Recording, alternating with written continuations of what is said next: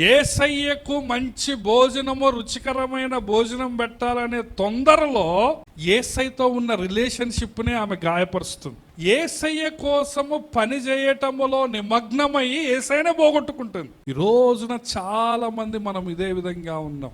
నీవు చేసే పని ప్రభువుకి ఎందుకు నచ్చటం లేదు, నీవు చేసే పరిచర్య ప్రభువుకి ఎందుకు నచ్చటం లేదో నీకు తెలుసా? ఎందుకు అంటే నువ్వు ఆయనకి ఇష్టం లేనిది చేస్తున్నావు.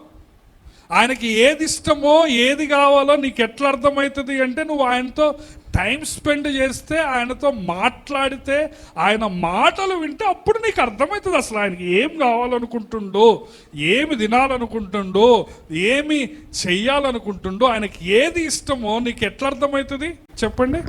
నువ్వు ఆయనతో టైం స్పెండ్ చేస్తే, ఆయన మాటలు వింటే నీకు అర్థమవుతుంది. కానీ ఈ రోజున మనం అందరం ఎట్లున్నామో తెలుసా? మనం ఆయన మాట విన్నాం, ఆయనకి ఏది ఇష్టమో మనకు అవసరం లేదు, కానీ మనం అనుకున్నది మనం చేస్తాం. మనం పలాంది మనం మనసులో పెట్టుకుంటాం, ఇట చేస్తే దేవుడికి నచ్చిద్ది, ఇట చేస్తే మా అయ్యగారికి నచ్చిద్ది, మా సంఘంలో ఇటనే చేయాలా, ఇదే కరెక్టు అని ఇట్లనే పోతారు తప్ప దేవుడికి ఏది ఇష్టం, వాక్యంలో ఏది చెప్తాం అది ఆలోచించటం.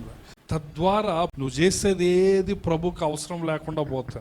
మార్తా విస్తారమైన పని పెట్టుకొనుట చేత తొందరపడి, ప్రభువా నేను ఒంటరిగా పని చేయుట, నా సహోదరి నన్ను విడిచిపెట్టినందున నీకు చింత లేదా, నాకు సహాయం చేయమని ఆమెతో చెప్పు అంటుంది.